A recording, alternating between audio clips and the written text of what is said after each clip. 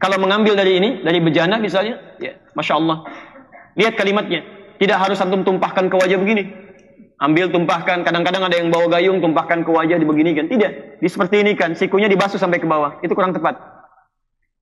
Atau Anda ambil air, gayungnya seperti ini kan, dibasuh dari atas ke bawah. Itu nggak tepat. Jadi yang benar, bahkan 3 kali pun, itu maksudnya tidak harus 3 kali. Maksudnya, mohon izin, persoalan kaki ini masih serius. Karena ada yang diancam dengan siksa kubur karena persoalan di kakinya saat wudu. Saya praktekkan sebentar. Baik. Quran surah ke-5 ayat yang ke-6. Saya agak cepat sedikit. Ya ayyuhalladzina amanu, hai orang-orang yang telah menyatakan dirinya beriman kepada Allah. Idza qumtum ilas shalah, kalau Anda ingin menyempurnakan salat, ayo, faghsilu wujuhakum. Maka mulai berwudu dengan menyempurnakan basuhan di wajah. Jadi kita praktekkan. 1, membasuh apa? Wajah. 2, wa aydiyakum ilal marafiq. Lalu membasuh tangan sampai siku. 2, tangan sampai siku. Perhatikan kalimatnya nanti. 3, wamsahu bi ru'usikum. Mengusap kepala, bukan membasuh, mengusap kepala. 3. 4, wa arjulakum ilal ka'bayn. Membasuh kaki sampai dengan kedua mata kaki. Jelas? Jadi ada berapa? 4. Perhatikan, tolong fokus ya.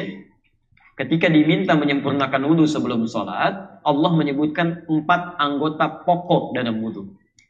Saya ulang, ada 4 anggota pokok. Jadi kalau Anda tidak membasuh salah satunya, hati-hati, maka wudhunya akan dianggap tidak sempurna dan tidak sah sholatnya. 4 anggota pokok, ingat. Selain yang 4 ini, berarti itu tambahan. Sunnah sifatnya, ya, sunnah. Nanti kita turunkan dari mulai cuci tangan, ya, kumur-kumur, istinsyak, istintar, itu bagian dari sunnah. Membasuh telinga, bagian dari sunnah.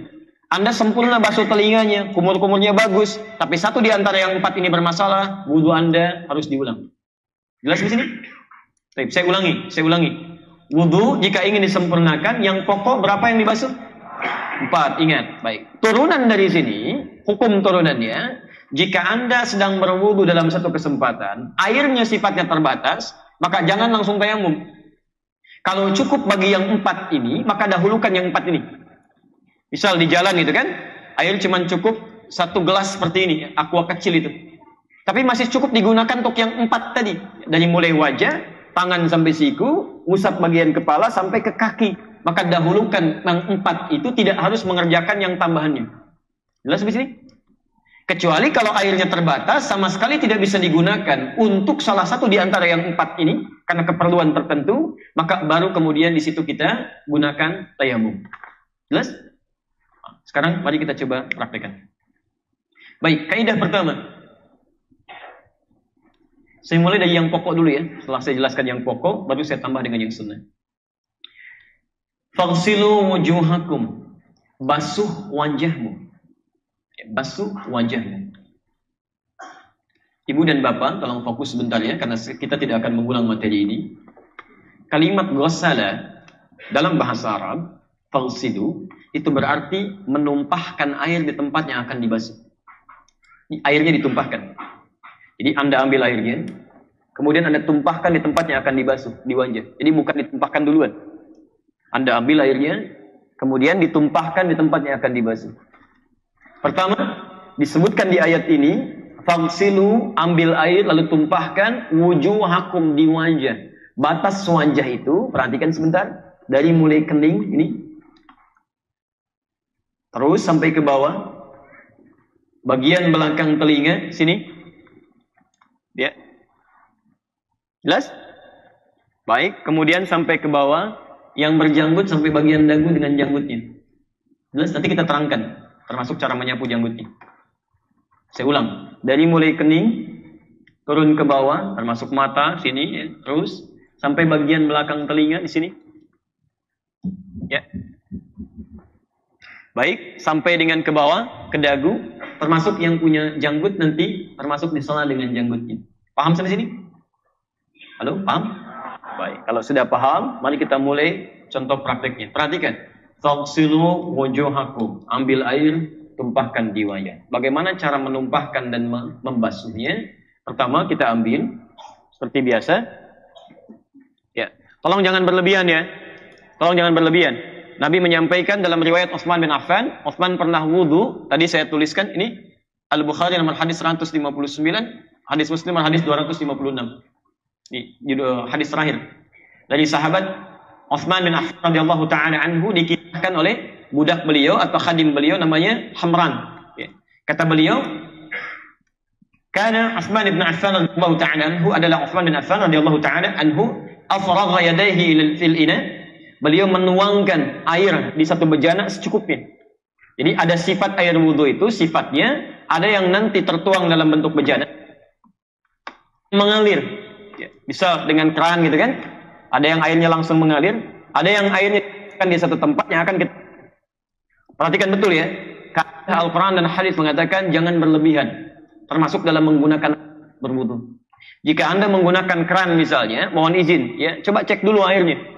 Ketika dibuka, kadang-kadang ada yang kencang, ada yang biasa. Jangan berlebihan. Orang banyak membutuhkan air. Di Palestina air itu diracuni dulu sama Zionis. Begitu mau minum harus disaring dulu. Antum dibuang-buang gitu kan? Ya, buka sesuai kan? Sesuai kebutuhan. Ya. Kalau mengambil dari ini, dari bejana misalnya, ya, Masya Allah. Lihat kalimatnya. Tidak harus antum tumpahkan ke wajah begini. Ambil, tumpahkan. Kadang-kadang ada yang bawa gayung, tumpahkan ke wajah dibeginikan. Tidak. Yang dari hadis Utsman bin Affan radhiyallahu taala anhu, ya di Al-Bukhari nomor hadis 159, itu diambil dari bejananya begini. Misal ya, ngambil air begini, simpan lagi seperti ini. Ya, baru kemudian ditumpahkan di wajah. Jadi bukan gayungnya diambil, bejananya diambil, tumpahkan di wajah begini, bukan. Ya, jadi ambil airnya, bukan dicelupkan tangan ke situ ya. Bejananya dituangkan di sini, ambil sedikit seperti ini, simpan, ya kan? Baru kemudian dibasuhkan ke wajah. Jelas? Kalau di keran itu nggak ada masalah. Anda buka, ambil, kan? Kemudian mulai basuhkan di wajah. Sekarang perhatikan, saat membasuh wajah, tumpahkan keningnya kena di sini, teruskan sampai ke sini. Baik. Sekarang perhatikan, fokus. Telunjuk yang ini, telunjuk, Anda gunakan untuk membersihkan sudut-sudut di mata sini. Ya, jelas? Tidak ada keterangan apakah air saat ditumpahkan mata terbuka atau tertutup. Hanya sebagian ulama mengatakan akan lebih baik terbuka supaya kotoran-kotoran di mata pun ikut keluar. Ya, tapi tidak ada keterangan apakah dibuka atau ditutup. Ya, hanya poinnya saat Anda kemudian basuhkan telunjuk yang kanan ini, ya ini ataupun yang kiri, dua-duanya membasuh ujung-ujung mata sini. Kotoran ikut keluar. Jelas? Baik, basuh begini. Yang jempol ini membasuh bagian bawah di sini, dekat telinga bawah. Jelas? Baik, jadi yang telunjuk basuh ujung-ujung mata di sini, yang jempol ke bawah ke sini. Jelas ya? Baik, pelan-pelan, kemudian baru selesaikan di dagu. Otomatis yang punya janggut ya seperti saya misalnya ada janggut sekarang, ya, antum langsung selai-selai begini. Jadi nggak harus ngambil air lagi. Jadi sekaligus begitu ngambil sekali, ya kan? Sapu ke sini, yang bawah ke sini, kemudian selai langsung begini. Ya, diselai begini. Jelas? Baik, belum cukup, ambil lagi yang kedua. Sampai kemudian yang ketiga, itu batas paling maksimal. Baik, sebentar. Jelas sampai sini? Saya ulang. Ambil airnya, tumpahkan di wajah. Baik, mulai sapu dari kening, mata, ya, yang ujung telunjuk ini, ya, bersihkan. Baik yang ujung matanya, yang kanan ataupun yang kiri. Ya, dalam saat yang bersamaan, ini jempol yang kiri membasuh yang bawah di sini, bawah telinga. Terus sampai dengan ke dagu, yang punya janggut diselai begini. Jelas di sini? Baik, lakukan 2 kali, paling maksimal 3 kali. Ya, jangan lebih dari 3 kali, batas maksimal 3 kali itu. Maksudnya begini, bahkan 3 kali pun, itu maksudnya tidak harus 3 kali. Maksudnya kalau sekiranya dengan basuhan sebelumnya dirasa belum cukup. Karena Nabi sering juga wudu dengan 2 kali. Di begitu kali dirasa belum cukup, yang kedua supaya air meresap dan masuk kepada seluruh anggota tubuh wudunya. Belum cukup sekali, yang kedua 2 kali. Belum cukup 2 kali, baru yang ketiga. Tapi kalau Anda lakukan nambah dari 3, kata Nabi, faqad asa Abul Qasim. Dia telah melanggar ketentuan Abul Qasim, yaitu Nabi SAW. Maksudnya terlampau berlebihan di sini. Kalau Anda punya masalah kotoran di misalnya, Anda bisa basuh lebih dulu, ya. Bersihkan dulu. Masih kotor nih, Anda bersihkan lagi, tidak. Bahkan basuhan pertama Anda basuh sampai dengan baik, ya. Selesaikan dulu Kedua, basuh lagi sampai dengan rata lagi, baru yang ketiga. Dan untuk janggut tidak harus mengambil terpisah, tapi seketika bisa langsung diteruskan untuk dibasuh. Jelas di sini? Dan mohon ibu sebentar ya, teman-teman untuk laki-laki, janggut di sini ya, bagi laki-laki itu sunnahnya merawat. Bukan menumbuhkan, ingat, merawat. Karena hadisnya nanti kita bahas lebih jauh ya di lain pertemuan. Hadis tentang janggut itu asalnya ada orang pulang dari Persia menghadap pada Nabi, katakan, ya Rasulullah, orang Persia nggak berjanggut. Kata Nabi, kamu berjanggut. Bahasa itu ketika diungkapkan menggunakan bahasa iffah, iffah al-lihyah. Iffah itu artinya bukan menumbuhkan tapi merawat. Karena memang orang Arab sudah terbiasa berjanggut. Muslim atau non Muslim sampai sekarang orang Arab itu berjanggut. Ya, cuman kata Nabi, bedanya janggut kamu dengan janggut mereka itu mesti dirawat dengan rapi. Baik, dan bedanya kamu dengan yang lain, jangan ikut-ikutan budaya orang. Orang kemudian habiskan janggutnya, kamu potong juga. Orang pakai ini, kamu ikut-ikutan juga. Di hadis tentang janggut ini menerangkan dua hal. Satu, bagi yang punya janggut untuk merawat janggutnya, untuk membedakan dengan orang-orang yang berjanggut juga tapi tidak pernah dirawat. Ini satu. Jadi jangan sampai dipanjangin tapi nggak dirawat, kan? Makan berantakan, ada lalat kadang-kadang datang ke sini, itu nggak diinginkan. Ya. Antum rapikan sehingga tampil indah. Itu bedanya dengan yang non muslim yang punya janggut. Jadi sunnahnya bukan menumbuhkan rambut, bukan menumbuhkan janggut, maaf ya. Jadi kalau anda punya janggut, rawat dengan rapi, bagus sehingga tampilnya indah. Tapi kalau nggak punya janggut, jangan maksa. Beli obat, cari timun, cari arang, oles-oles begitu, nggak usah. Nggak usah. Ya. Alhamdulillah sudah. Yang ada silahkan. Tumbuh satu, rawat. Rawat, ya selesai. Ya, jelas begini. Yang kedua, hadis tentang janggut ini ingin menegaskan untuk menjaga tradisi dan syariat, jangan sampai dikalahkan oleh budaya yang tidak jelas. Termasuk tasyabbuh dengan kaum lain, sehingga melunturkan tradisi ataupun budaya yang dibenarkan oleh syariat. Seakan-akan ingin mengatakan begini, jangan sampai terjadi nanti, maaf ya, penduduk luar punya model begini, ikut begini. Maaf, ada yang ditindik, ikut ditindik. Ada yang dicat, ikut dicat, gitu kan? Ada yang dibolongin, ikut dibolongin. Tapi menginginkan jangan sampai seperti itu. Saya ingatkan para pemuda sekarang ya, pemuda-pemuda terutama yang itu yang dibolongin telinganya satu. Itu di negara asalnya itu orang min satu. Kalau satu lagi dibolongin itu ini sudah bergaul. Kadang-kadang orang nggak paham. Hadis itu menerangkan suasana tadi. Jelas ya? Jadi basuh, selesai sampai bagian pertama. Jelas di sini? Baik. Yang kedua, wa aydiyakum ilal marafiq. Wa aydiyakum. Kalimat aidia itu tangan. Batas tangan itu dari mulai jari ini, batas tangan, sampai ujungnya di sini, yang nempel ke bahu. Ini tangan. Jadi kalau disebut yad, aidi, itu tangan dari ujung sampai sini. Tapi Anda mesti peka ya, hati-hati, mesti peka. Kalau dalam ibadah, Allah selalu memberikan batas lewat lisan nabinya. Misal, ada yang sampai sini nih, pergelangan, disebut rusghun. Rusghun. Jelas? Baik. Kalau ini disebut mirfaq. Kalau di sini disebut sa'id. Nanti saat kita praktek sholat ya, di An-Nasai nomor hadis 886. Saat Anda bertakbir, itu meletakkan telapak tangan yang kanan di punggung yang kiri. Batasannya sampai rusghun di sini. Kalimatnya. Awis sa'id atau di sini. Tapi dilarang sampai ke sini. Jadi begitu bertakbir, Anda pilihan ke sini. Ya, sini. Baik, di sini. Atau nanti boleh pergelangan ketemu pergelangan, rusghun, gini. Tapi takbirnya langsung ya, nggak usah diukur. Allah. Jadi Anda begitu takbir langsung begini. Ya. Atau lewat sedikit disebut sa'id, tapi jangan sampai seperti ini ke sini. Itu tidak dibenarkan. Jelas? Baik. Nah, dalam berwudu itu dibatasi dengan mirfaq. Mirfaq itu siku di sini. Sekarang perhatikan, ini yang sering keliru.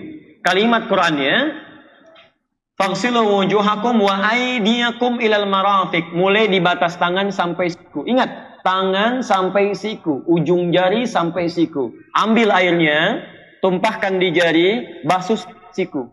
Bukan dari siku ke bawah. Kadang kerannya dibuka, seperti ini kan, sikunya dibasuh sampai ke bawah. Itu kurang tepat. Atau Anda ambil air, gayungnya seperti ini kan, dibasuh dari atas ke bawah. Itu nggak tepat. Jadi yang benar, ambil airnya, dibasuh dari ujung sampai dengan ke siku sampai sini. Jelas? Baik, selesaikan yang kanan, baru kemudian yang kiri. Nanti saya jelaskan di akhir apa hikmahnya wudu yang benar seperti ini. Yang ketiga, cepat. Yang ketiga, perhatikan, ayat Qur'annya berubah. Wamsahu dari ghasala jadi matsaha. Dari ghasala, kalau ghasala tadi ambil airnya, tumpahkan di tempat yang akan dibasuh. Kalau masaha itu kebalik. Ambil airnya, tumpahkan dulu. Baru kemudian usapkan. Oh, gitu. Ambil airnya, tumpahkan dulu. Jadi ambil, tumpahkan, baru diusapkan. Ya, jadi bukan ngambil air kemudian ditumpahkan, tidak. Ambil air, tumpahkan, baru usapkan. Apa yang diusap? Maaf, biruusikum. Ruus jamak dari ra'sun, artinya kepala. Jadi yang diusap bukan rambut tapi kepala. Anda berwudu ngambil air, mengusap rambut tanpa kena kepalanya, itu tidak sah wudunya. Misal, awas perhatikan ya. Ada sementara orang, misalnya anak muda ini kan, sudah nyisir, sudah bagus, gak mau kacau lagi gitu kan, tampilan rambutnya. Begitu sudah selesai dengan tangannya, dia kemudian usap atasnya. Cuma rambutnya saja. Takut gitu kan, selesai. Tapi nggak kena sampai kepalanya, itu batal wudunya.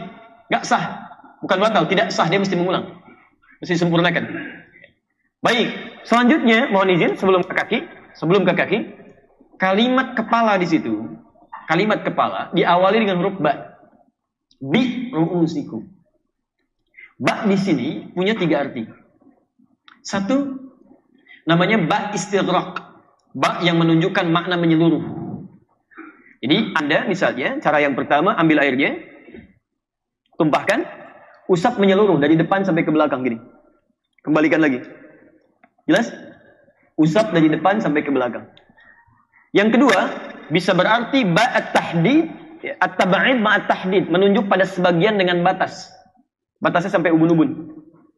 Jadi kalau Anda mau ngusap kepala dalam wudu, walaupun sampai ubun-ubun saja di sini, tidak menyeluruh ke belakang, itu sudah sah. Jelas ya? Dan yang terakhir, at-tab'id min duni tahdid, sebagian tanpa ada batas. Sepanjang yang disebut kepala itu tersentuh dengan air, maka sah wudunya. Bisa di sini, bisa bagian belakang. Jelas? Masya Allah. Kenapa bagian kepala menggunakan huruf ba? Ini rahmat dari Allah Subhanahu wa Ta'ala, karena tidak semua kondisi kepala seseorang bisa dibasuh secara menyeluruh. Antum kalau kepala sedang sakit di sini, misal ada luka di sini, bukan berarti nggak harus dibasuh semuanya, tidak. Antum boleh basuh sebagiannya. Yang penting bagian kepala. Ibu sedang keluar, tidak bisa membuka hijabnya, misalnya kan? Tapi ibu ambil air, kemudian masukkan, usap bagian kepala yang bisa dibasuh. Bisa sini, bisa masukkan bagian belakangnya, bisa depannya, itu sah wudunya. Sah, ya. Awas jangan ambil air tumpahkan di kerudung begini-begini. Itu nggak tepat, karena pernah terjadi. Ya. Tolong jangan memaksakan diri gitu kan. Ambil sesuatu yang tepat. Dan ingat, bukan rambut, itu kepala. Rahmat Allah kalau disebutkan rambut, bagaimana dengan yang nggak punya rambut kan? Jadi kepala yang diusapnya. Paham? Terakhir, wa arjulakum ilal ka'bayn, kemudian kaki sampai kedua mata kakinya. Mohon izin, persoalan kaki ini masih serius karena ada yang diancam dengan siksa kubur karena persoalan di kakinya saat wudu. Saya praktekkan sebentar. Perhatikan fokus. Mohon minta bantuan, izin, boleh? Siapa aja? Pegangin mic ya. Halo, jelas? Jelas. Perhatikan, ibu dan bapak sekalian, kita ambil airnya. Kalau saya sih mencoba membiasakan begini, kalau di keran ya. Kalau sedang saya basuh begini, saya matikan kerannya tuh. Saya teruskan dulu basuh, supaya airnya nggak terus mengalir. Oke, saya basuh tangan kanan, saya matikan ini, saya teruskan, supaya nggak terus mengalir gitu. Baik, sekarang kita mulai ke kaki, ambil ini airnya, ya disebutkan sampai dengan 2 mata kaki di sini. Ya, boleh saya buka kaos kaki dulu? Baik ya, saya buka sebentar, misal, boleh diangkat mushafnya Pak? Baik, saya nggak di bawah kaki saya. Baik, perhatikan sebentar, maju sedikit. Baik ya, perhatikan kaki saat akan dibasuh. Yang ditunjukkan oleh Nabi lewat riwayat sahabat Utsman bin Affan radhiyallahu taala anhu. Perhatikan. Kan 3 kali ya. Basuhan pertama, antum bisa basuh ini. Kemudian selai dengan kelingking. Jari kelingking. Di sela-sela di sini. Turunkan. Sebentar. Baik, apakah kemudian boleh nggak dari keran kemudian diturunkan ke kaki, kerannya langsung ngalir, airnya kemudian dibersihkan? Kalau di zaman Nabi, termasuk dipraktekkan sahabat Utsman, itu contoh di hadisnya itu dari bejana. Nggak ada kalimat di hadis menggunakan keran, karena dulu barangkali belum ada keran gitu kan. Baik, sekarang apakah kemudian boleh nggak dari airnya langsung diturunkan kemudian dibasuh? Kalau bicara dengan boleh atau tidak, boleh-boleh saja. Yang sifat wudhu tadi disempurnakan. Hanya kalau saya secara pribadi, Daripada langsung airnya diturunkan, pertama sifat air akan berlebihan, terlampau banyak keluar. Kan? Yang kedua, sifat 3 kali itu nanti nggak akan jelas, karena airnya terus turun. Kan? Maka dari itu, kalau saya sih secara pribadi ambil airnya, ya, lebih mendukung kepada ambil airnya, baru kemudian bersihkan di tempat yang akan tadi kita bersihkan. Walaupun sebagian ulama kontemporer nggak ada masalah ketika kemudian kakinya misalnya diteruskan di bawah kotoran airnya, langsung kemudian dibersihkan. Asal sifat 3 kali itu ada. Pertama bersihkan bagian itu, dan kedua ke belakang, ketiga diratakan, itu nggak ada masalah. Hanya barangkali resikonya lebih banyak air yang tumpah kemudian. Sekitar itu. Baik, jelas sampai sini? Itu 4 yang pokok. Kalau ingin disempurnakan dengan sunnahnya, saya selesaikan dulu. Nanti di pertemuan berikutnya saya jelaskan tentang kenapa mesti berwudu seperti ini. Anda kalau benar wudunya, seketika diampuni dosa-dosa yang pernah dikerjakan. Sampai dengan saat berwudu itu. Jelas hadisnya, ghufira lahu ma taqaddama min dzambi. Makanya mesti dibenarkan sini ya. Baik.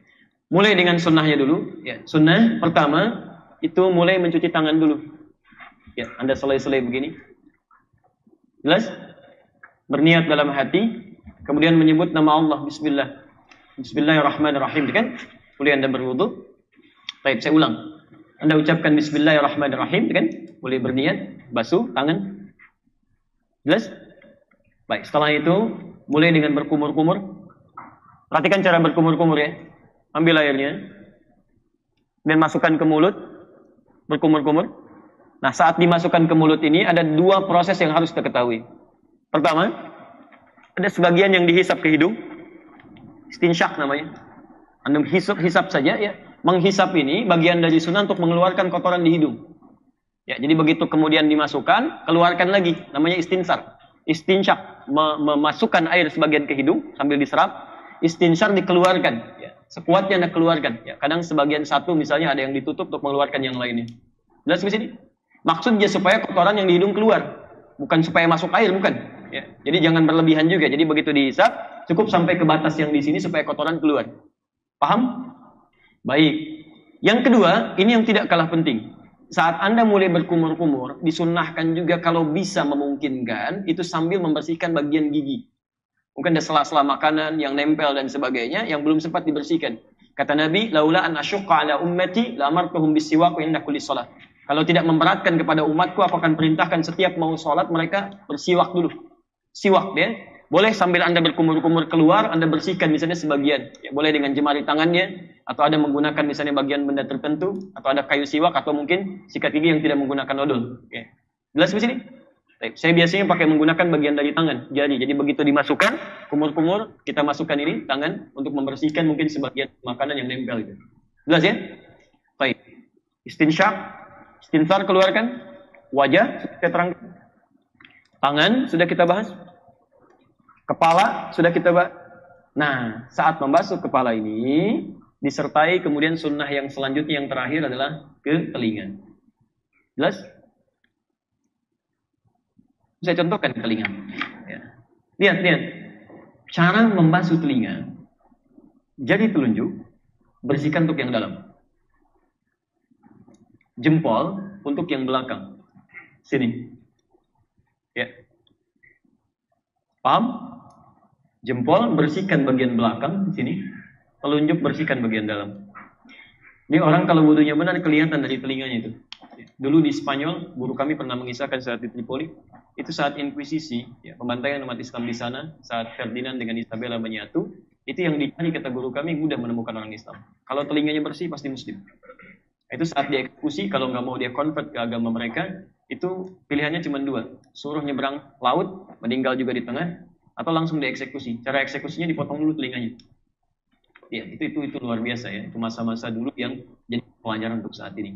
Jadi teman-teman sekalian, itu bagian dari wudu yang dituntunkan oleh Nabi, dan Anda rasakan saat berwudu itu untuk menyiapkan diri berhadapan dengan Allah yang mungkin diwafatkan seketika dalam sholat. Makanya betul-betul kalau Anda tahu mau wafat daripada diwuduin orang, mendingan kita berwudu sebelumnya dengan baik, dengan nyaman, enak, lu mengingat dosa-dosa kita. Ya, nanti kalau orang wudunya seperti ini, di hadis Muslim disebutkan, orang yang bisa berwudu seperti ini, setiap tetesan airnya itu menggugurkan dosa-dosa yang pernah dia lakukan.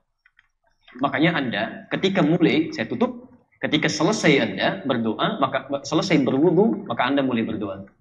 Bagaimana doanya? Halo? Asyhadu an la ilaha illallah wa asyhadu anna Muhammad.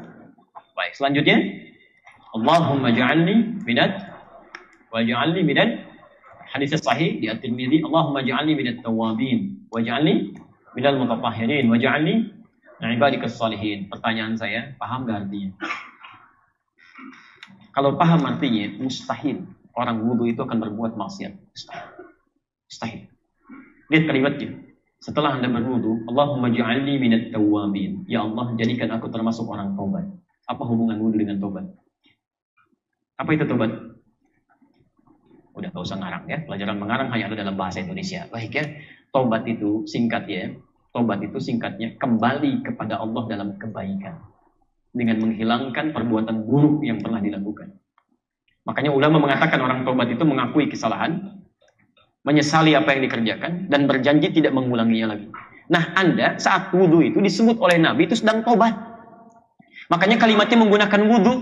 Ya, menggunakan wudu. Maaf, saya ingin bertanya apa artinya wudu? Halo? Apa artinya wudu? Ingat perjanjian kita? Kalau tidak tahu katakan apa? Baik. Apa artinya wudu? Masya Allah, kenapa berubah? Baik. Bersuci itu istilah fikih. Istilah fikih. Asal katanya bukan bersuci. Asal katanya cahaya yang terang. Gak pakai cahaya. Lihat. Ada bau. Asal katanya bauun. Bau. Ini. Artinya cahaya. Nah. Quran surah 10 ayat 5. Jamak dari bau itu dia.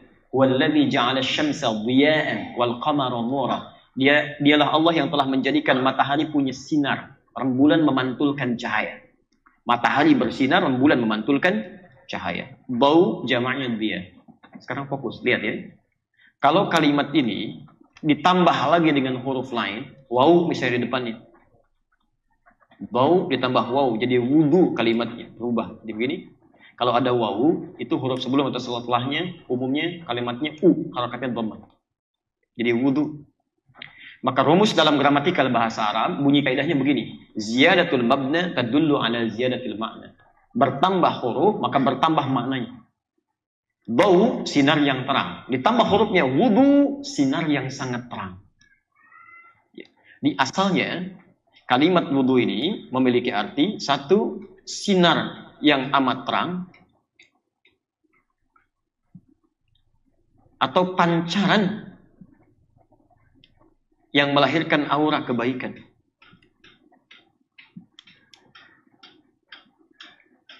Pernah dengar hadis ini? Di riwayat Muslim? Rasulullah SAW menyampaikan, ya, umatku akan dipanggil nanti di akhirat. Ghurral muhajjalin. Dengan cahaya-cahaya indah yang ada di sekujur tubuhnya. Jadi umat Nabi itu akan ketahuan. Begitu dipanggil umatnya Nabi Muhammad, tuh ada banyak cahaya itu di tubuhnya. Ya, ada cahaya di wajahnya, cahaya di tangannya, cahaya di kakinya, semuanya ada cahaya, memancarkan cahaya. Dari cahaya apa itu? Min atharil wudu, kata Nabi, dari bekas wudunya. Ingat ya, athar itu bukan bekas air. Bukan bekas air. Athar itu jejak dari perilaku. Itu athar. Nabi mengatakan, bekas orang wudu itu bukan pada bekas airnya ada, bukan. Tapi dia berhasil dengan wudunya menjadikan seluruh anggota wudunya ada pancaran-pancaran kebaikan setelah dia wudu. Makanya orang wudu yang benar, dia akan bertobat dengan segala anggota wudunya. Perhatikan, kalau antum betul-betul pikirkan dan fokus, bukankah semua anggota wudu yang kita basuh adalah anggota tubuh yang sering kita gunakan untuk berinteraksi dalam kehidupan? Mulut yang dibasuh, bukankah mulut yang sering bicara? Wajah, gitu kan? Ada mata yang salah tatap, telinga yang salah dengar, sampai ujung kaki. Baik, perhatikan. Bukankah anggota tubuh itu yang sering maksiat dalam kehidupan? Makanya kalau orang wudu, benar wudunya, dia akan bertobat dalam wudunya. Begitu air masuk kotoran ke mulutnya, ya, kotoran di mulutnya akan keluar. Dia keluarkan, bukan kotoran fisik saja. Kotoran-kotoran non-fisik pun ikut keluar. Makanya orang yang wudunya benar ketika masuk ke mulutnya, dia akan katakan dalam hatinya, dia akan sadari, ya Allah, ini lisan sering berbuat salah nih. Dia koreksi diri, dia tobat. Makanya di ujung hadisnya, minat tawabin, termasuk orang tobat. Dia mengakui ini lisan salah apa setiap hari. Sesali itu dan berjanji tidak mengulanginya lagi. Bukankah orang tobat berjanji tidak mengulangi lagi? Makanya ketika keluar air wudunya, kata Nabi, setiap airnya itu tetesannya akan membawa kotoran-kotoran dan dosanya. Tumpah itu. Sama wajahnya juga begitu, sampai ke ujung kakinya.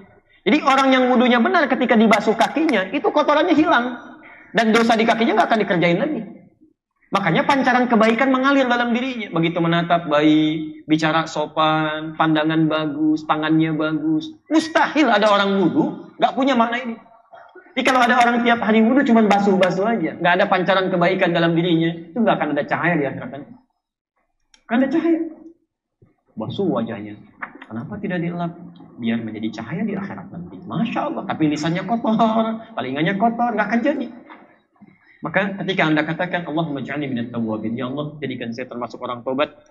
Tobat, di situ Anda sambil sadari, saya ingin berubah.